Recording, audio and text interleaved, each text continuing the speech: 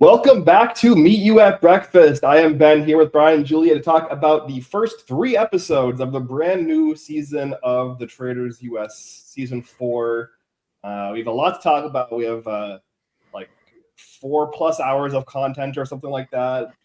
Right. We have 3 episodes, and each one is like over an hour long, so it's a crazy amount. We have basically 2 full rounds of the game. We have a secret traitor twist to talk about. We had the secret traitor twist basically kind of flop, and that secret traitor was banished in episode 3. So we have a lot to go through here. Yeah, they really fed us with lots of content. My notes app my cup runneth over. Oh man. Yeah, I thought, trying to take my emotions out of it. It was pretty good for the first 3 episodes. I am very interested to see if this getting rid of the gamer strategy makes it better, worse. Listen, a lot of people complained about the gamers. We liked the gamers last season, but a lot of people didn't, and this is for them, I guess. Yeah, I literally, my main note says, Ian, I cry for you. That did me. I don't know. I mean, I think they're really going housewife heavy this season, just with the cast being so housewife heavy and then having 2 housewife traitors. I was really surprised with that, but I feel like they're really just leaning into the Bravo girls. And as a Bravo girl, I love it, but I'm also like, I don't know. How do you guys feel about there being 2 housewife traitors? Ben, you want to take that? I mean, here's my thing, right? I think that basically we talked about this last season as well. Seasons 1, 2, and 3, they were extremely heavy on gamers in the turret. Every single season, they had at least one Big Brother and Survivor player in the turret. So season 1, we had Suri and Cody, and then season 2, we had Dan and Parv, and then season 3, we had 4 eventually throughout the entire season. We had Carolyn and Rob and Danielle as starting traitors, and then subsequently Brittany as well. So through 3 seasons, we had 8 out of the 14, 15 traitors being gamers from these 2 specific shows. So from this season, it very much feels like they're kind of overcorrecting in the opposite direction to try to break out of this meta cycle, because you could tell even in season 3 that everyone was like, oh, there's got to be at least 1 or 2 gamers in the turret. That's kind of what they've been doing. And so here we get 4 traitors that are completely on the opposite end of the spectrum of the Big Brother Survivor vibe. And the consequence of that is the first 2 murders. We have 2 out of 2 murders have been gamers. Probably the 2 biggest nerd gamer archetypes on the cast have been targeted as a consequence of that. So it's as somebody who's obviously a fan of Ian and a fan of Rob Cesternino, we haven't seen Rob Cesternino on a reality show for real. Obviously he's on RHAP, he's in the ether, but we haven't seen him on one of these shows in over 20 years. So it is disappointing that both of them are out within the first couple episodes. But I think that this is basically the gamers paying the piper for them having so much control for the first 3 seasons. Yeah, and I think it's actually quite smart of the traitors picking up on these gamers so easily, and all of them clocked Rob so fast when he said it to the wrong person. He said it straight to Candace, I think they're doing a murder in sight, and she's like, okay, bye Rob. And it's I think they talked to them not thinking that they were gaming as hard, but Rob R, he was flying over the kitchen island to get that and the cards and everything. Everyone is, what I've seen in the TikTok spheres, everyone's very impressed with Rob at the moment. And I think that they're actually doing a pretty decent job. And I think them going for the gamers right away, they're getting out the smart people that are going to easily catch on to them. Yeah, it's not a dumb move to get rid of all of the gamers. I think the traitors are going to be well positioned to win. In fact, I think Rob has a great chance to win this game if this continues. Just disappointing. But That's actually a great point. Or let's segue to talk about Rob a little. Obviously, Julia, Love Island. That's My man. yeah. You had the podcast there with Jenny. Yep. What can you tell us about Rob? Rob he's kind of like a give us nothing king, but yet everybody loves Rob. On his season of Love Island, he just kept staying, kept going. Everybody just loved to attach themselves to Rob just because of he just has that kind of like alluring persona to him, and he's so like interesting and so like low key that people just gravitate towards him. And like so many people online have been picking up on that, and like it's exactly how it was in the Love Island house. All of these people are just like them being like, Rob, catch me, and Rob this, Rob that. Like people are just obsessed with him, and I mean I'm obsessed with him, so like I get it. And if he ever asked me on a date, I would say yes. But like he's like he's just like one of those people that everybody wants to be around, and I feel like nobody's going to go after him because they just want to be around him so much. And I think him being a traitor puts him in an insanely good position. Yeah, and for Ben, I don't know about you, I was having a little bit of flashbacks to the two Robs on Shakira. Yeah. I don't know if that played a role into Rob Sesternino's murder here, but now he doesn't have to be Rob R anymore. He can just be Rob. Yeah, he's like, there's only room for one Rob. I'm like, yes, King. It's not the first time, that Rob Cesternino has got out early on a reality show because there was another Rob that blindsided him. Unfortunate. I did see a very funny thing. People were wondering if the other like non-gamer traders, did they think Rob Cesternino was Boston Rob? They're like, oh, Rob from Survivor, that must be Boston Rob. I mean, I doubt it. Because... I doubt it. He was just on last season. Yeah. Right. Yeah. If they've caught up and like, oh, he won Survivor. Yeah. I don't. Did they say he won? Did anyone say he won they Survivor? Did. I'm pretty sure at breakfast after he got murdered. So I was like, oh, he's smart. Yeah, he won Survivor. I thought that was referring to Jam Jam. I thought that was like maybe Colton or somebody. Oh, maybe it was. Yeah, maybe I misinterpreted. Yeah. I love Jam Jam. Because I thought they said it about Rob, and then Jam Jam heard it, and I was like, what? Don't be saying that. Like, I actually won Survivor. I thought that was like Colton talking to Tiffany about Jam Jam, but maybe I'm mistaken. Yeah, it's possible. Yeah. I have my thoughts about Colton too. He's like, him and Pilot Pete. I mean, we never even got a chance to talk about it. That I got to meet Pilot Pete after we wrapped our last of the podcast, and in person, he is exactly how you would expect him to be in person. He's very flirtatious. He's very Pilot Pete, and him and Colton are kind of cut from the same crop a little bit, but like Colton had a really weird season of The Bachelor, and now he's like married to a man, and I feel like a lot of people are saying that he's going for the Gaggy Windy kind of arc, and I'm like, no, there's only room for Gaggy. All right, you're not allowed in that. And so a lot of people are speculating that he's trying to get back on the Bachelor Nation good side by kind of having a Gabby arc, and I don't know if it's going to do it for him. I think he's lost the Bachelor stratosphere's support, so we'll see. But I thought that was going to be more of like a Sandoval kind of like image rehab. Sandoval did not fix his image much, but I had more enjoyment watching Tom Sandoval than Colton.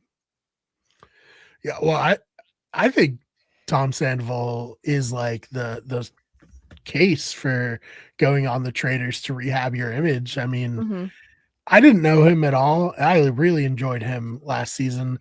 I found out stuff about, all I knew about Colton was that he was on The Bachelor, and now he's gay, and that's all Colton seems to talk about every chance he gets. But then I saw some other stuff about him, and I was like, oh, that's bad. So I don't know. He needs more image rehab than Tom. Yeah, he's not a good dude. Tom's just, a cheater, but Colton is kind of a crazy pants. I don't know. Yeah. I do see people like the vision of him trying to have an arc like Gabby, but Gabby didn't need the arc. She was already loved, and now she's loved more. So I feel like he's doing the thing like where, oh, I was the lead of The Bachelor and now I'm gay. It's like, there's only room And for nothing one or happened in between. Don't look it up. Yeah. Don't go online. Yeah, nothing else happened. Yeah. Nothing else interesting in his life. But no, I have seen that people have been clocking how many times he's like, yay, like, ooh, I'm gay. And it's like, we get it. It's all right. We get it. But yeah. I mean, he probably will do well this season too. Yeah. It seems like people. I think he'll fly under the radar.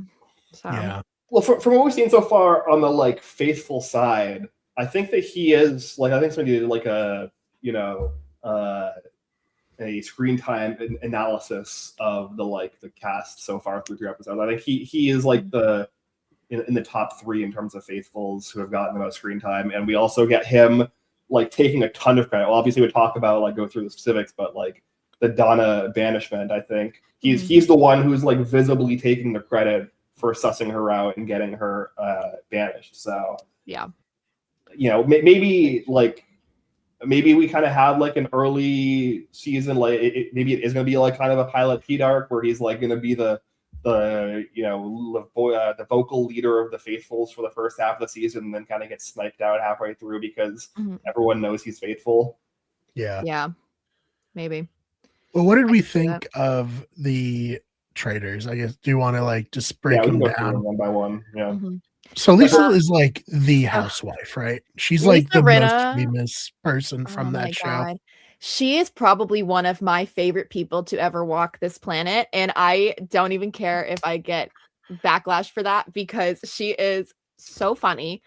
She is like a character. Like if you ever have free time, just go back and watch some old episodes of The Real Housewives of Beverly Hills.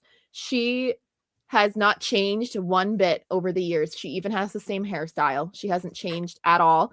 And I love her for it. She is just out here trying to get her bag all the time. She's done a million acting gigs, a million different like promotional things. And I just love her. I think she's a queen.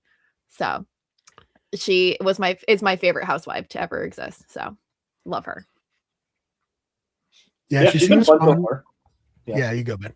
No, I was gonna say she seems fun so far. She seems like kind of buying into the whole premise really well. I think that like almost too well in terms of like everyone, even before the Traitors were like super revealed to each other, were kind of being like, yeah, you know, it makes sense for Lisa Rinna to be a traitor because of her like vibe and personality or whatever like that. It kind of just like it makes sense, and I think that, you know, she was probably on the list of people in my head as to who I expected to be a traitor coming in.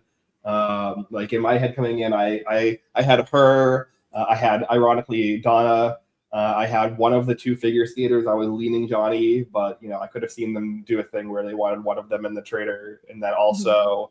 I expected them to narrow it down to 1 gamer as opposed to 2, and I was thinking that it was going to be Tiffany, but that didn't end up happening. So I think that like of the people who I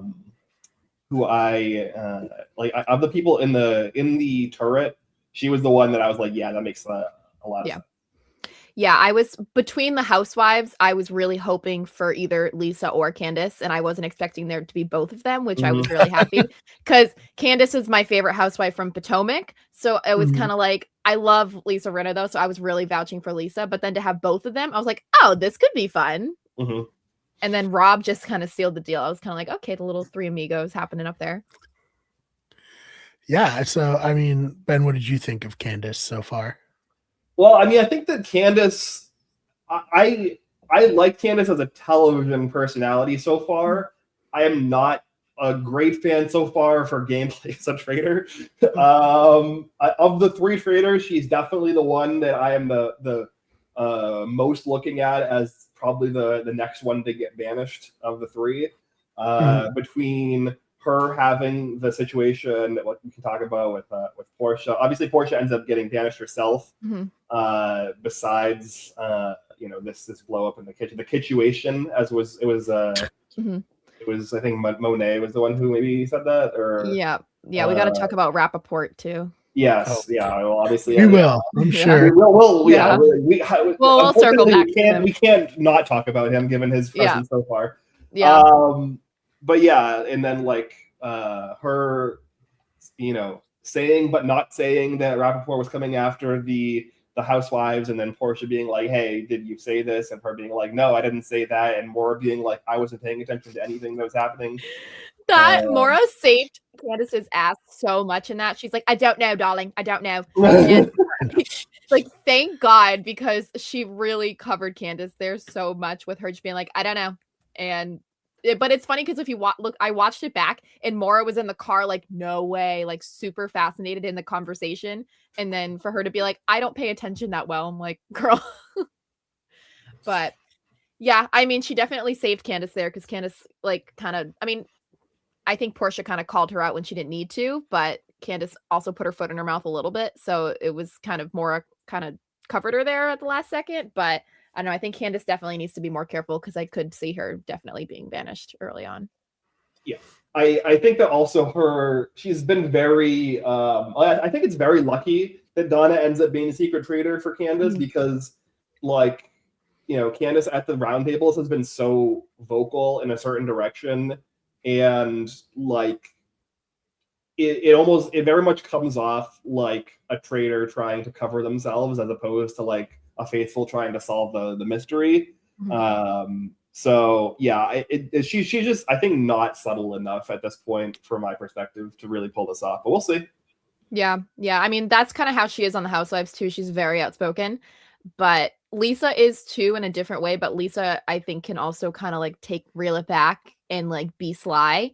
And I think that's why she'll probably succeed more than Candace. Candace is very quick to respond to things and not necessarily in a good way. So I think she's definitely probably going to put her foot in her mouth again. So we'll see how it goes down, I guess.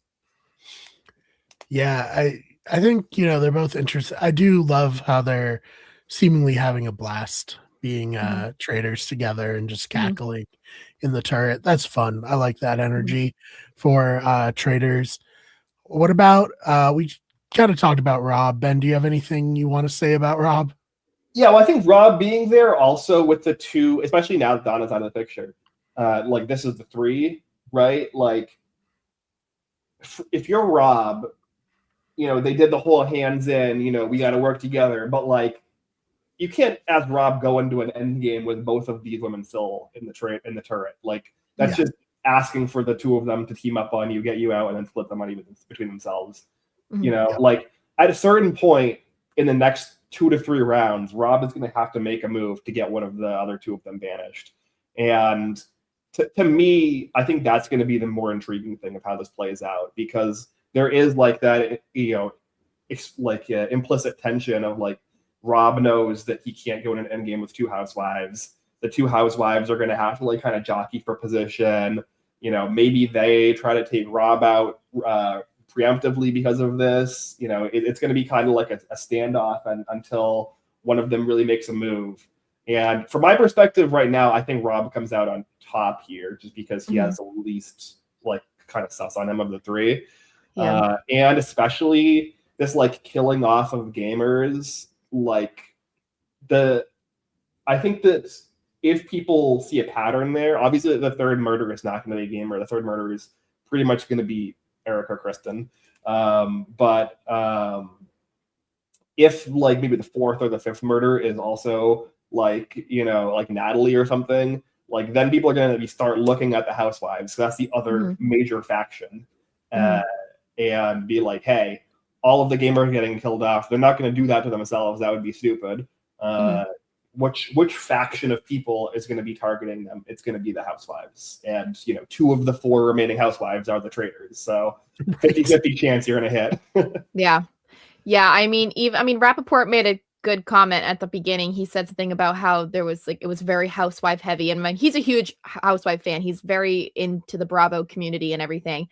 And that him saying that statement was kind of what Candace dialed back to in the beginning.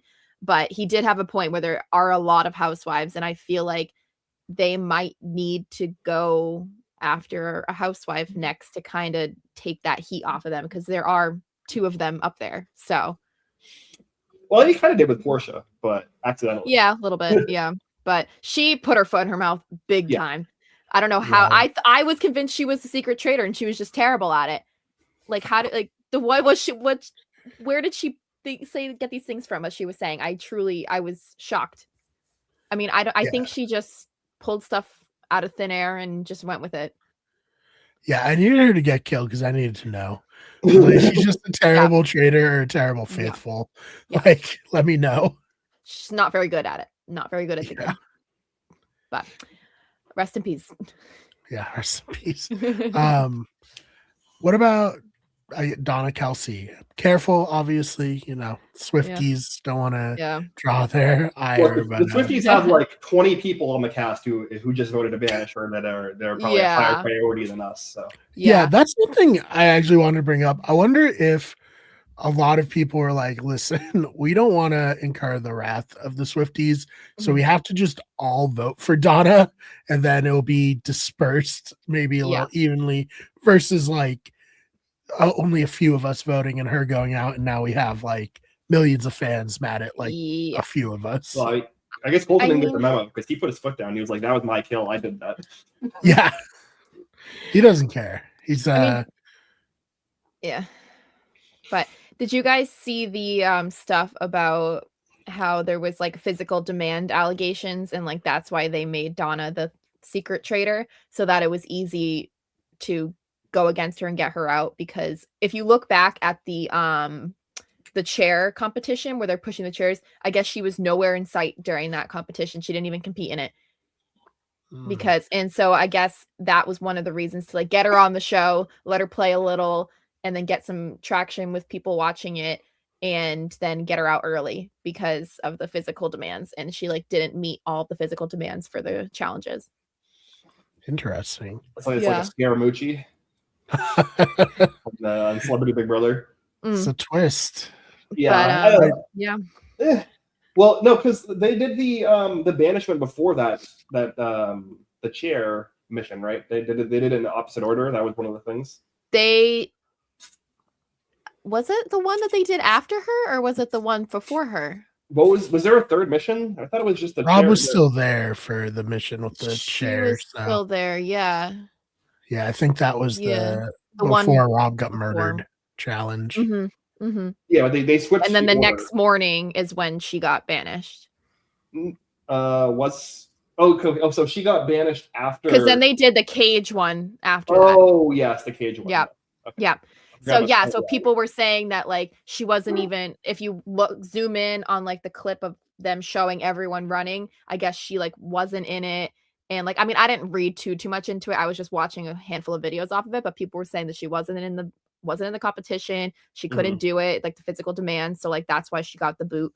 And like, that's why they kind of made it easy enough where like, oh, she was this traitor. Woohoo, they got a traitor. But like, how much of it was she actually like doing behind the scenes, or was she just there for show? So I don't know. I don't know I don't know how I really feel about the whole thing. I think she was a darling, and I don't have any like I mean, I wanted to see her actually in the turret, so it was like really frustrating in hindsight to know that she was a traitor, but to basically not get to see any of it. And like, this is kind of my main issue with the twist in general. I know they're also doing this twist on the current UK season of the Traitors right now, which is why I expected it to happen here as well.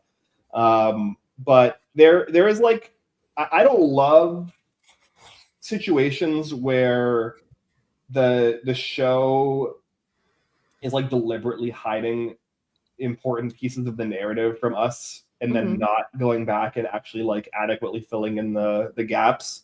Because I think that there's a good way to do this. I think the Genius, the South Korean show, the Genius does a really good job of this, where they have like kind of like storytelling formulas where they'll tell like an entire episode from the perspective of one person or one alliance or one faction or whatever.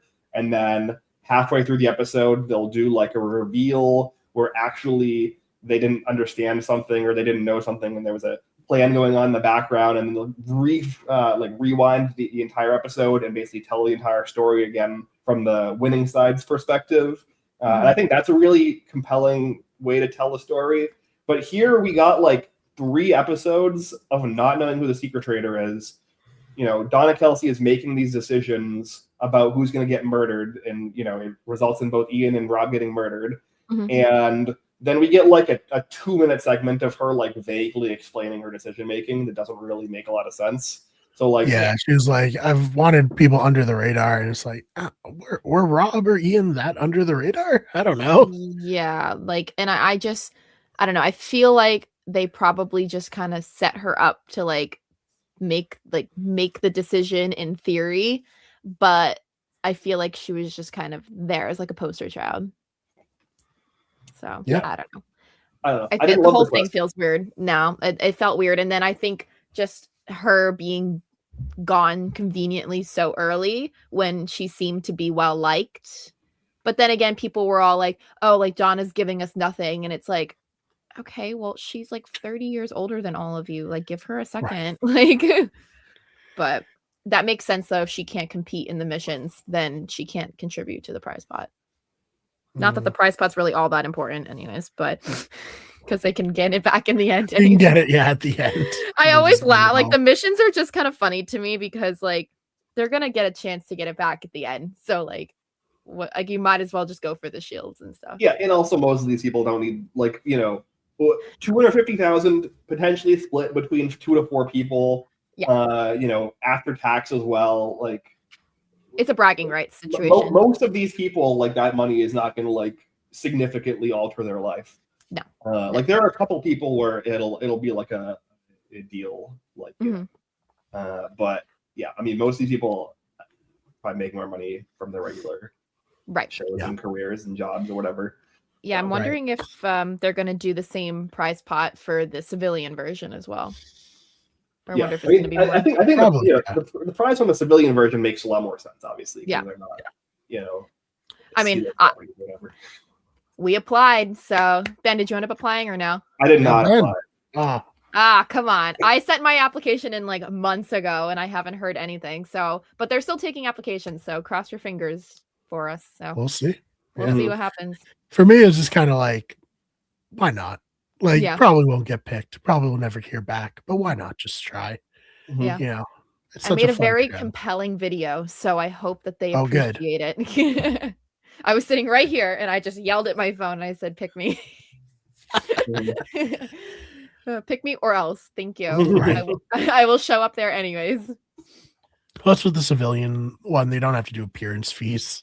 Like, I'm sure some of these players are making more off of the appearance fee than winning the game. Yeah. It's mostly just an image thing, and if you win, it's just a bragging rights thing. And he could launch you to Dancing with the Stars, like Dylan Efron. Yeah, I love Dylan Efron. He was like stiff as a board on Dancing with the Stars, but it's okay. People loved him, and his partner Daniela is my favorite pro. So I've got my thoughts on Dancing with the Stars as well. So we have Mark on the season from this. Yeah. He said a couple words here and there. Yeah, Mark's all right. Nice hair. People have been giving him crap this past season of Dancing with the Stars because he only comes back like every couple of seasons with a partner that's going to like get him to win. Like he had Charlie D'Amelio a couple years ago. Obviously, she was gonna win. Right. And this past year, he had Whitney Levitt from Mormon Wives, and she was exceptional, but people did not want her to win for this sole purpose that Mark never has a bad partner. And so she got up before the finale. So it was like the first time in a long time that Mark hadn't made it to the finale. All I know about Whitney is that TikTok that she did when her baby was sick. She was like dancing, explaining it. But yeah, she's like, my baby has pneumonia. Yeah, it's like, oh, okay. It's like, oh, yeah, she's like a little controversial. Like, she's not my favorite, but it's all right. Oh, the Secret Life of Mormon Wife seems pretty wild. I might have to check that out. Yeah, I started it. I watched like a half of the first season and I just like couldn't do it. But I'm like, I watched I watch all the Real Housewives franchises. I'm like, I should be able to do this. So I'm gonna give it another chance at some point. But I just finished the new season of Real Housewives of Salt Lake City, and that's my favorite franchise. So I need a new show. So maybe I'll give Mormon Wives a chance. Feels like, is it also Salt Lake City? It is. It is. Yeah. So I need a new Salt Lake City show to. Well, there's only really like 2 cities in Utah, right? Right. With a lot of Yeah. Mormons. It's like With Salt all the City and, like, Mormons, Provo, yeah. right? Mhm. Yeah, they're not good Mormons. They're bad Mormons, but it's all Oh. good. No, they're What not are like. we? Oh, sorry. No, you're fine. They're crazy ladies. So what do we think of Ian getting murdered first? That was sad. I feel bad for Ian. Me too. I think he summed it up well. He's like, I don't really know what I could have done differently. No. Like, he didn't do anything to He get didn't do anything. killed. It just all went bad for him. Yeah. Mhm. I mean, other than well, with the way the first mission was set up, it wasn't like getting shields, it was like not getting put up. And there wasn't like a ton of way that you could avoid getting put up if like another team just wanted you to be up. And there wasn't really like Natalie did have the really interesting strategy that ended up getting flipped back on her team of like, let's just team up with those morons and tell them we're going to work together and like not Mhm. Yeah. target the third group, Mhm. which is like quintessential Natalie to come up with a divergent strategy really smartly on the spot while still calling the other team morons for no apparent reason. But yeah, I mean, it's just I think that with the early murders, it basically comes down to, did you happen to form a social bond with somebody that was a traitor? And if you Mhm. didn't like happen to form a right social bond with the correct person early on, you'll probably just like, there's like a 1 in 5 chance you catch a bullet, right? Mhm. Right. Yeah, I was really sad. I really wanted Ian to redeem himself, especially after BB All Stars was the last time we saw him, and that wasn't too hot for him either. So like I was really hoping for an Ian redemption arc because I have a soft spot in my soul for Ian Terry. I don't know what it is about that man, but he does it to my heart. And I wanted him to do well, and I'm sad for him. But you know what? Maybe they'll have a Dorinda moment for him next season, and he'll come back and he'll do it again. But yeah, I was sad for Ian. Yeah. First winner of like the first season of Big Brother I ever watched. So, special place in my heart for Ian. Was very sad to see him go that early. Mhm. Yeah, I mean, speaking of Dorinda too, everyone like applauding her for making it to the breakfast was hilarious because she almost didn't. But I don't think she's really gonna do much.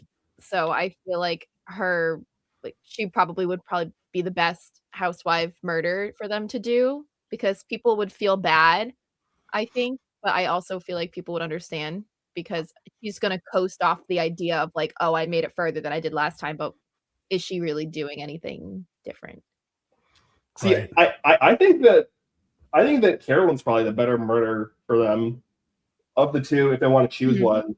True. But it's probably better for them to not kill either and just try to like, when the like it's got to be a housewife narrative starts flowing, then they try to push it onto like Dorinda, because I think that there could be like some kind of logic of Dorinda got brought back the next season and they made her a traitor to make sure that she wasn't the first food back to back. Oh, And that was something that I okay. thought about Mhm. coming in as well, where like maybe they'll make her a traitor just so to make Mhm. sure that she isn't the first boot again. That's true. I didn't think of that. So I think that might be like an argument that they'll be able to push. Mhm. When I say they, I mean like Lisa and Candace in particular. Yeah, Caroline When this like safer choice then. when this like housewife, it's got to be a housewife in the turret starts. Caroline's a pretty like calling. unrelevant housewife compared to them in the situation too, so I feel like it's not going to be as much of a blow. So yeah, that's kind of my thoughts as well. Where Carolyn's very Mhm. quiet; she's not really like seeming to be involved in a lot of the discussions right now. There's not really like a strong reason why you would push it onto her. Whereas with Dorinda, there is like that kind of narrative you can at least try to work. yeah, and she's from Housewives of Dubai, and that's more of a relatively newer franchise. So like the other 3 that are left are very well secured housewives and ex-housewives. So, I feel like people won't really clock it as much because she is like a newer, more low-key housewife compared to the other 3. So it wouldn't be a terrible thing. Yeah. Well, actually, speaking of housewives, right? Mhm. Portia, she's a Yeah. housewife. Uh, we talked a little bit about her not doing great, Mhm. getting a target on herself out of Yeah, nowhere. just But putting it straight on her own back. yeah, Yeah, I just there's like so many things. I mean, you could probably more quickly delineate all the things she did right as opposed to the things she did wrong, honestly. But like Candace has this conversation in the car about Rappaport targeting housewives and the coffin mission, and then I do think that like confronting Rappaport about it makes sense, right? To try to make Mhm. sure that like you're not getting fed nonsense by a traitor, which is kind of Right. what's happening.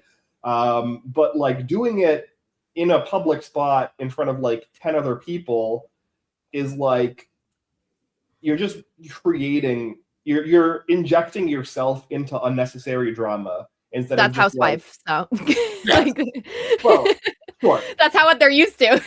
true. But Yeah. I mean, it's still bad gameplay. Yeah, 100%. I don't watch Atlanta, but I've heard that she is like that though, just in the housewife realm, just very like going 0 to 100, Yeah. nailing it down. I mean, that's just so housewife of them too. I think Yeah, no, all it like fits. it's so yeah, and that's why I think Candace needs to bite her tongue a lot too because she is also like that. So, and Rinna can be too, but I think Rinna's come a long way. So, I think she's got more stamina to hold it than the other housewives, but I think it was very normal of Portia to have that kind of reaction, and I'm not fully shocked by it. yeah, and Yeah. then obviously the big one of the first batch of episodes, probably without Rob Cesternino, we're probably not talking about the Traitors. He opened the door to me at least for like, oh, you can talk about these shows that you like watching. Mhm. What was it, 20 years, Ben? 20 years since he was on reality TV. It was Over 20 over. years, 22 years Wow. at this Oh, point. yeah. I thought he was great for what we got from him. And I was really Mhm. happy to see him on and very sad to see him go. Mhm. Yeah, Yeah. I mean, well, we got to talk about the murder in plain sight situation anyways, Yes. because Candace was simultaneously clocking Rob making these comments about the murder in plain sight while Rob and Lisa were on the other side of the castle making the decision to murder Rob. So it was almost like they had like a telepathy moment because Candace wasn't part of that decision at all. And I think she was subconsciously hoping that they were going to pick him in that moment because she was like, oh my God, this guy's on to us. He's saying exactly what we're doing right now. And meanwhile, Rob and Lisa are murdering via chess. Yeah. So I It's think very it obvious. worked out. Yeah. The conga line Yeah. was so extra. Yeah. Who Like, was watching over them? Like Tara, right? She was just like sitting there watching them play chess. And he's like, no one's going to watch us play chess. And Tara's just like, Right. yeah, Centauro was one of the names on the board as well, right? yeah.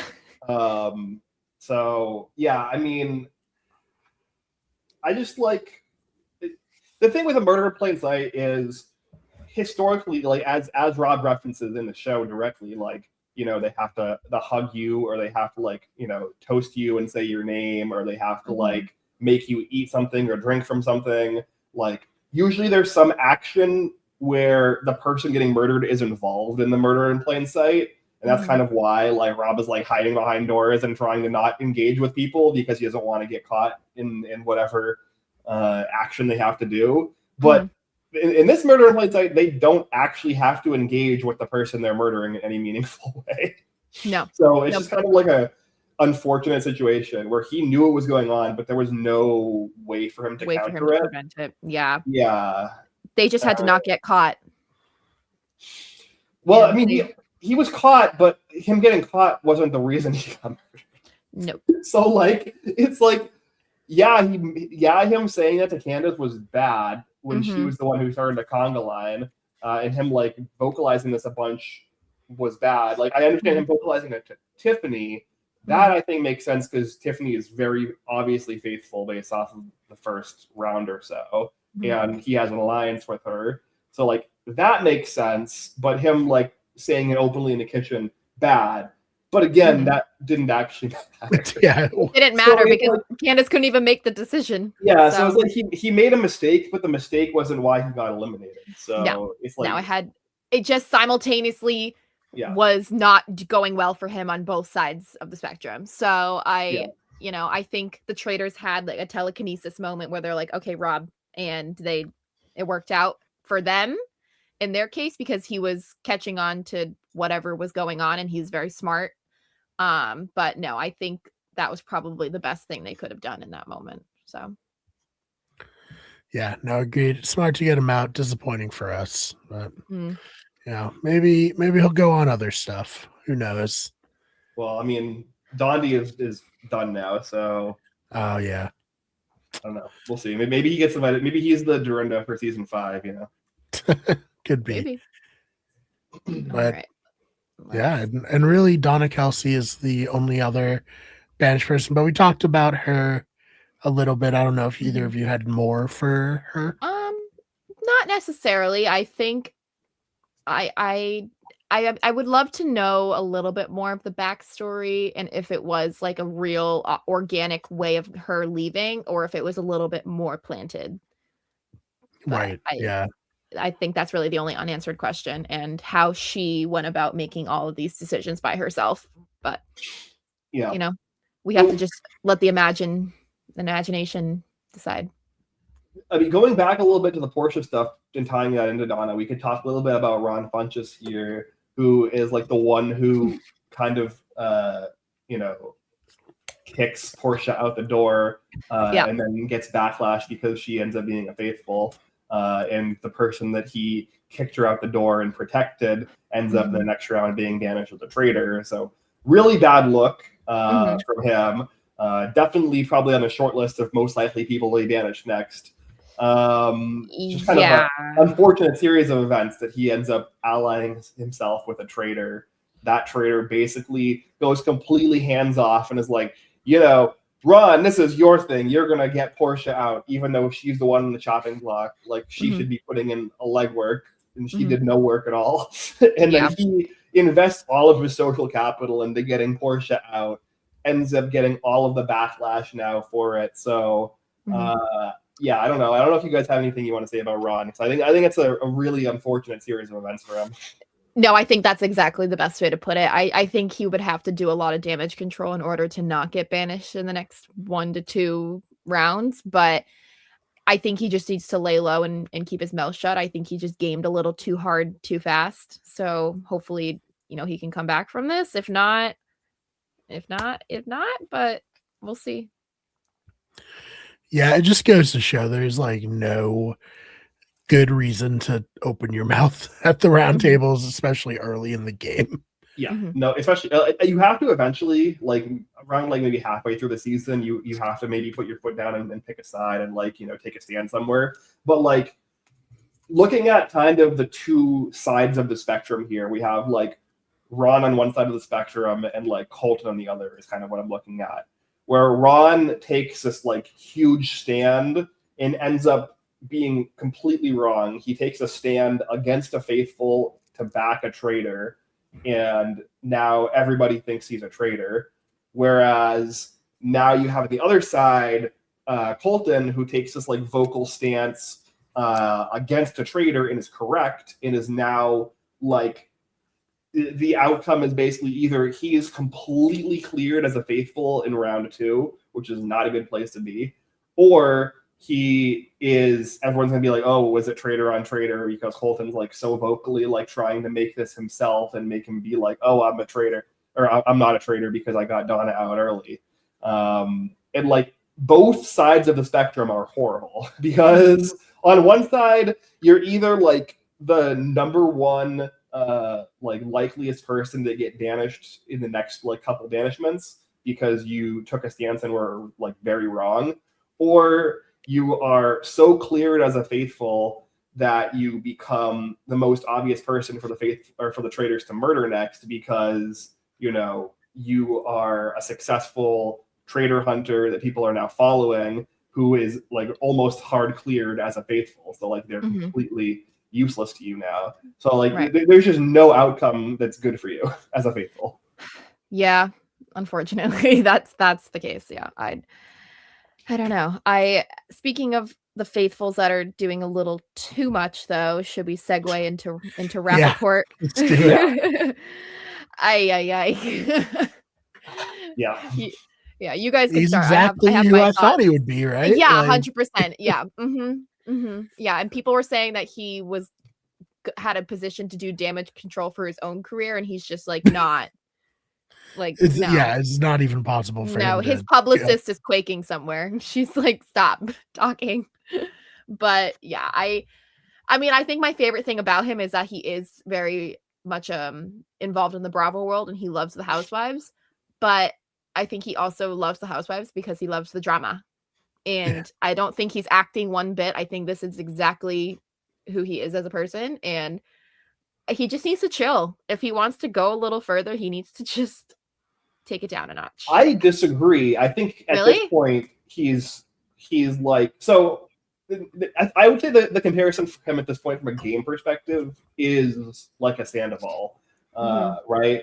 Where he's just so vocally wrong, but also so obviously a faithful Yeah. that like there's no reason for him to get banished because he's so obviously a faithful. Like the reason to banish him would be because he's like getting in people's way and like is so clearly like disrupting the flow of conversation, which almost happened in the first round that was like bandied about. But there's also no reason for the traitors to murder him because he's loud and wrong and he's like sucking up a ton of air. True. And not like he's like targeting Jam Jam, who's not a traitor, and like he's looking at people who are not the traitors.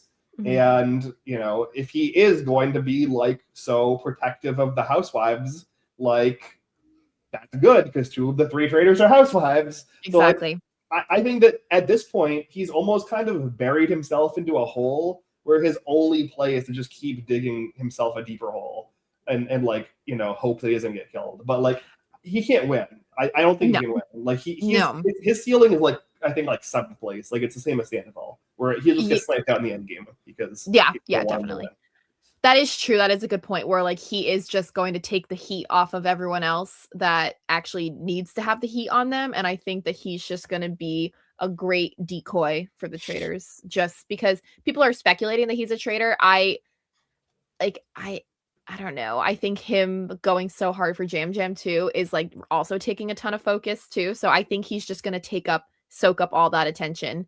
And I guess I'm perplexed at Tiffany Mitchell thinking that like legitimately thinking that he's a traitor and try to do like the traitor angel with him and like actually thinking that he's right about it because like he's just like so clear, like it was like so obvious that he's not, and like Sesternino even points this out multiple times in the edit where it's like if he was a traitor he would have to be like a mega genius and he's obviously not, so like like he would have to be playing at like 3 levels deep of like social deception to be doing this. He's very clearly not a traitor, and it's like it's perplexing to me that Tiffany of all people is the one that thinks he is and is trying to traitor angel him. Yeah, and people are like commenting on it too. They're like, why is Tiffany like going so hard for Michael all of a sudden? So yeah, I don't know if that's gonna turn around and bite her in the butt, but it's a bad look. It's really bad for her. It's making it look like they're both traitors together and they're like in a traitors alliance. Well, I would say it looks like and this is what I think Colton or somebody says, and it gets kind of brought up in a conversation with Tiffany as a potential traitor. It looks like Tiffany is like basically glomming on to Rappaport as like a shield, like a faithful shield that she can like throw out in front of herself as like a parachute, while also doing the kind of traitor angel thing in the opposite direction. So like I don't know. I don't like what Tiffany is doing at all so far. No. I think it's really bad. No, it was just weird vibes too, and like her kind of going with the like my greatest enemy is like my best friend in the moment. It's like, I just it's too blatant, and it's also she picked the wrong person, and it's like really, it's really obvious, and it's obvious in a way that makes her look like the traitor, which is not good. Yeah, definitely. Yeah, the only thing is like I don't know if she initially went in with this strategy, but like the people she's wants to work with are getting murdered. So maybe she's just like, I just need to try something desperately, you know? Yeah, she's trying a different equation. We might not get the right answer, but worth a shot. Yeah. I mean, because Tiffany's a great Big Brother player, but like, as we've learned, that doesn't matter on the Traitors. Nope. So, Rip Ian. Well, and just Ian, even Dan, historically, Danielle, Cody, Yeah. like, just well, I a mean, trail of corpses. Yeah. The Yeah, BB Grave House. spoilers for Canada, but I mean Netta, right? Is it accounted? Okay. Yeah. So the one. Yeah. Oh man. I guess anyone else from the cast that we wanted to talk about that we haven't? Let me take a scroll through. I think there's way too many people have been so quiet, and we've like really, and like a part of this is just the format. A part of it is Rappaport taking up so much screen time. Yeah. But like Mark, Kristen, Eric, both Johnny and Tara, like there's like 6 or 7 people that have gotten like close to poster. Do you guys think that the figure skating alliance is really going to make that big of a difference? Like, do you think that people are going to catch on that they're actually like best friends? I don't think it matters. No. Yeah, because they're both faithful, so it's not like it really matters all that much. And people already know that they know each other, at least in passing, so they're not really going to think too much about it. And I think them kind of being like, oh, we're going to just pretend like we don't really know each other. It's like people already know that you're in the same community, so it's like it's not that deep. So yeah, I don't think it's going to be that big of a deal, but built up in their own heads. Yeah. Definitely. Yeah, they keep talking about how their strategy is to pretend to not be close, but then they have yet to elucidate any other strategy other than being, Johnny being horrible in the missions. Oh, that was so bad. That was so bad. Yeah. That was quite embarrassing a little bit. Like, it's like, did he not understand that there was only 10 minutes? Worse for me is like, I get to a degree somebody like a Jam being willing to put himself in because he has traitor sauce on him, right? Like, if you have some amount of traitor sauce on you, like taking a risk, especially because he was also safe the first 2 murders. So like, it kind of it's a bad look to try to get like 3 shields in a row. But like, if you are an Eric or a Kristen, who are the 2 people, it's basically a coin flip for me, which of them is getting murdered, right? Why are you putting yourself into the cage? Like, there's like almost no circumstance where I'm putting myself into that cage if I have no traitor sauce on me. No. And the fact that it is now is like, thanks to Johnny, Eric is one of the 2 highest people that's probably going to get murdered next. And it's not a good, like, I mean, Eric wasn't doing really much, but like Johnny kind of just gallivanted around the town and didn't really even try to do the mission at all. So yeah, that was so bad. It's like when you see everyone else is already gone out of the swamp and you're just like 1, 2, 3 skulls. It's like, come on, put a little pep in your step. Do something. Like, it's just, there was just no, and people, it was funny. Everyone's like, isn't he an Olympic athlete? Like, why isn't he going? It's like, they're so valid for saying that because like, yeah, why wasn't he trying harder? Yeah, not the first time an Olympic athlete on a competition reality TV show has been horrible in a challenge. Yep. Oh man. Well, Alan has been, serving looks and been always, so good as the host. So great to have him back on the screen. He warms a part of my soul, and the vibes are so high when Alan Cummings is just doing his thing. Yep. Now he's definitely going to carry it through now that my gamers are getting picked off left and right. Yeah, and I mean, I'm still very excited, especially I really like this Natalie and Monet alliance. I think that could be very fun. I really like, obviously, a big Natalie Anderson fan, and then like I'm familiar with Monet Exchange. I know who Monet Exchange is. I'm not like a big Drag Race fan, but I one of the like 5 to 10 Drag Race names that I know. So they've been fun so far. I'm hoping that can continue and be an interesting alliance. Yeah. Agreed. I love the queens of drag on this show. They just know what's up, and I think that they are a very good pairing as well. I think that could be really interesting to watch. And I know Monet is a big Survivor fan as well, which I assume is probably why cool. that part of why that alliance is so natural. Yeah, I have more hope for Monet than I did for Bob the drag queen, of course. So I'm hopeful, but I'm curious to see, you know, how the season goes, you know, how our traders do, if they bring in another trader down the road, who they would pick, and kind of just the whole pipeline of the show. I'm curious to see how it's going to pan out. I think the cast is good, and I think we have a good season ahead of us for sure. It does feel like Rob is starting to already, you know, plant the pieces for recruiting Aura.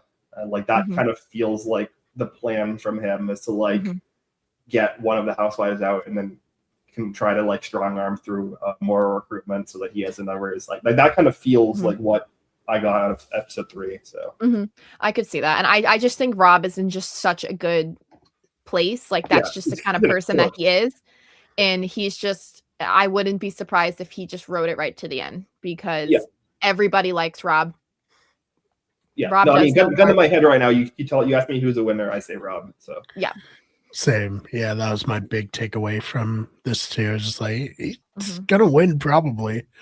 Yeah. So I mean, and I think what I'm gonna predict for the traders happening is I think Candace is gonna get got pretty soon, and I think Lisa and Rob are actually going to be a really good pair together. And I think you're onto something with Mara being scouted as the third. I could also see them maybe doing like, I don't know, maybe a gamer, maybe Natalie. I'm not sure, but I think Rob and Lisa will be probably the biggest trader pair. Because I don't foresee Candace really making it that far, but I do think Rob is probably going to be victorious in the end because of just who he is, and people are going to trust him blindly until the end, because that's exactly what happened on Love Island. So I think that that's just going to be the way of the game. So yeah, should be fun to watch play out. Anything else we want to touch on before we get out of here? I think I got all of my notes. I think I'm good. Do we want to do a prediction? Next murder and next banishment? I mean, next murder is at 50-50, so. Sure. Ben, who do you think will be murdered next? I'm going to say Eric murder and then Ron vanishes. I think I think I also agree. Yes. That seems to make the most sense. Yeah. Okay. All right. Unless Ron comes out of the woodwork and does something crazy to redeem himself, but I think he's not in a good place right now. Yeah. So unfortunately, because I really do like him. Yeah, he's fun. He's a really funny comedian too. So oh well. Is what it is. All right, Ben, anything you want to promote before we get on out of here? No, this was fun. I'm very excited to have the traders back. Crazy what's back. Too. Yeah, me too. And yeah, Julia, same thing. Same thing. All right. Well, as for me, of course, this is our podcasting channel with all of our various podcasts. Season 50 of Survivor is coming up fast. Not that fast. It's about a month and a half away, but there'll be a lot of preseason stuff that we'll do for it. So be on the lookout for that. Very excited, like you guys said, for the traders to be back. Main channel, Wicked Good Everything, Those Fake Nerds, Wicked Good Sports, all of those. Check them out, and we will see you in the next one.